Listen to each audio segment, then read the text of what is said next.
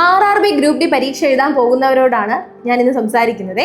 നമ്മുടെ ഈ വർഷത്തെ ഗ്രൂപ്പ് ഡി പരീക്ഷ എന്ന് പറയുന്നത് ഓഗസ്റ്റ് 3 മുതൽ ഓഗസ്റ്റ് 21 വരെയാണ് നടക്കാനായിട്ട് പോകുന്നത്. നമ്മുടെ പരീക്ഷ എഴുതുന്ന 2 വിഭാഗം കുട്ടികളുണ്ട്. ഒന്നെന്ന് പറയുന്നത് കൃത്യമായി നമ്മുടെ നോട്ടിഫിക്കേഷന് മുന്നേ തന്നെ പ്രോപ്പർ സ്റ്റഡി പ്ലാനിങ്ങോടുകൂടി സിലബസ് മനസ്സിലാക്കി പഠിച്ചു വരുന്ന ഒരു വിഭാഗക്കാർ കുട്ടികൾ. രണ്ടാമത്തെന്ന് പറയുന്നത് എക്സാം ഡേറ്റ് അടുക്കുമ്പോൾ മാത്രം പഠിക്കുന്ന രണ്ടാമത്തെ വിഭാഗം. നിങ്ങൾക്ക് 2 കൂട്ടർക്ക് വേണ്ടിയിട്ടാണ് ഇന്നത്തെ വീഡിയോ നമ്മൾ ചെയ്യുന്നത്. അതുകൊണ്ട് എൻറ്റയർ വീഡിയോ നിങ്ങൾ സ്കിപ്പ് ചെയ്യാതെ എന്ത് ചെയ്യുക, കാണാനായിട്ട് ശ്രമിക്കുക. കൃത്യമായി പഠിച്ചത് കൊണ്ട് മാത്രം കട്ട് ഓഫ് ക്ലിയർ ചെയ്യാൻ പറ്റില്ല. അതായത് നിങ്ങളിപ്പോൾ നിങ്ങളുടെ സിലബസിലുള്ള എല്ലാ ടോപ്പിക്കുകളും കവർ ചെയ്തു പഠിച്ചു കഴിഞ്ഞു, പക്ഷേ ഇതെല്ലാം നിങ്ങളുടെ മനസ്സിൽ തങ്ങി നിൽക്കുന്നുണ്ടോ എന്ന് നമ്മളൊന്ന് ചെക്ക് ചെയ്യണ്ടേ. അതിനാദ്യം വേണ്ടത് റിവിഷനാണ്.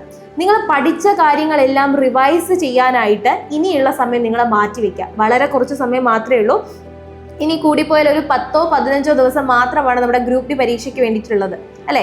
അങ്ങനെയാണെങ്കിൽ നിങ്ങൾ എന്ത് ചെയ്യുക, ഇതുവരെ പഠിച്ച കാര്യങ്ങളെല്ലാം നല്ല രീതിയിൽ റിവൈസ് ചെയ്യാനായിട്ട്, റിവിഷൻ ചെയ്യാനായിട്ട് നിങ്ങൾ ഒരു ടൈം സെറ്റ് ചെയ്യുക. അതാണ് ആദ്യം വേണ്ടത്. രണ്ടാമത്തെ കാര്യം എന്ന് പറയുന്നത് മോക്ക് ടെസ്റ്റുകളാണ്. ഒരു പരിധി വരെ നിങ്ങളെ റാങ്ക് ലിസ്റ്റിൽ എത്തിക്കാൻ ഈ മോക്ക് ടെസ്റ്റുകൾക്ക് കഴിയും. അതായത് നമുക്ക് മുന്നേ കഴിഞ്ഞിട്ടുള്ള എക്സാമുകളുടെ ക്വസ്റ്റ്യൻ പേപ്പറുകൾ എടുക്കുക, അല്ലെങ്കിൽ ആപ്പുകളിലായാലും നമ്മുടെ യൂട്യൂബിലായാലും ഗൂഗിളിലായാലും നിങ്ങൾക്ക് ഇഷ്ടം പോലെ മോക്ക് ടെസ്റ്റുകൾ കിട്ടും. ദിവസവും ഒരു 3-4 മോക്ക് ടെസ്റ്റുകൾ ചെയ്യാനായിട്ട് ശ്രമിക്കാം.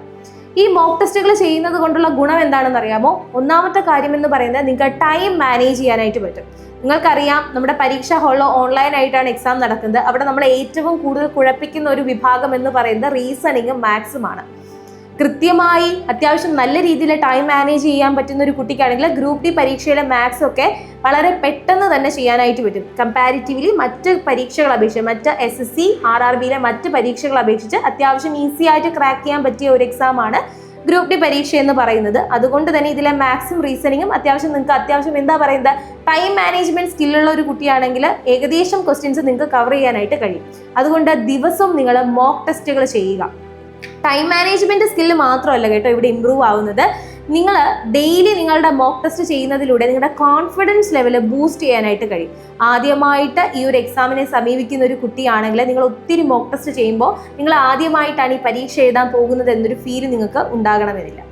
ഇനി മൂന്നാമത്തെ കാര്യം എന്ന് പറയുന്നത് PYQ അനാലിസിസ് ആണ്. നിങ്ങൾക്ക് മുന്നേ കഴിഞ്ഞ എക്സാമുകളുടെ, അതായത് കഴിഞ്ഞ വർഷത്തെ ഗ്രൂപ്പ് ഡി പരീക്ഷയുടെയൊക്കെ ഒരു ക്വസ്റ്റ്യൻ പേപ്പർ അനലൈസ് ചെയ്ത് പഠിക്കാനായിട്ട് ശ്രമിക്കുക. ഇതുവഴി നിങ്ങളുടെ എക്സാം എങ്ങനെയാണ് വരുന്നത്, അല്ലെങ്കിൽ ആ ഒരു പാറ്റേൺ നിങ്ങൾക്ക് മനസ്സിലാക്കാനായിട്ട് കഴിയും.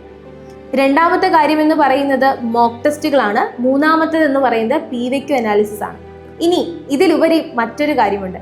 പരീക്ഷ എഴുതാൻ പോകുന്നവരോട് എടുത്തു പറയേണ്ട ഒരു കാര്യമാണ്, ഈശ്വര, ഇത്രയും നാളും എനിക്ക് സമയം കിട്ടി, ഞാൻ നന്നായിട്ട് പഠിച്ചില്ല, എന്ത് ചെയ്യും എന്നൊരു ടെൻഷൻ ഇനി ആവശ്യമില്ല.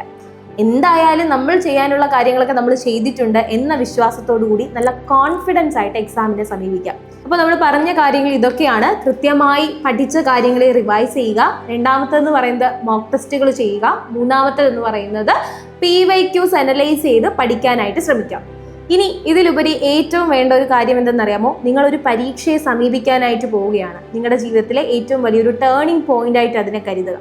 അതുകൊണ്ട് തന്നെ നിങ്ങൾ നല്ല കോൺഫിഡൻസ് ആയിട്ട് വേണം ആ ഒരു എക്സാമിനെ സമീപിക്കാനായിട്ട് പോകുന്നത്. എക്സാം എഴുതുന്നതിന് മുന്നേ തന്നെ എനിക്കിത് കിട്ടില്ല, അല്ലെങ്കിൽ ഇനിയുള്ള സമയം പഠിച്ചാൽ പോലും എനിക്കിത് ക്ലിയർ ചെയ്യാൻ പറ്റില്ല എന്ന വിശ്വാസത്തോടു കൂടി ഒരിക്കലും പരീക്ഷയെ സമീപിക്കരുത്. നിങ്ങൾ 100% ആ ജോലിയിൽ കയറി കഴിഞ്ഞു, അല്ലെങ്കിൽ നിങ്ങളുടെ കഴുത്തിൽ വീഴാൻ പോകുന്ന ആ ഒരു റെയിൽവേയുടെ ടാഗ് സ്വപ്നം കണ്ട് വേണം എപ്പോഴും നിങ്ങൾ പരീക്ഷാ ഹാളിൽ പോകാനായിട്ട്. അതുകൊണ്ട് എൻ്റെ കുട്ടികളോട്, പ്രിയപ്പെട്ടവരോട് എനിക്ക് പറയാനുള്ളത് ഇതാണ്: നല്ല കോൺഫിഡൻസോടു കൂടി നിങ്ങൾ എന്ത് ചെയ്യുക, എക്സാമിനെ സമീപിക്കുക.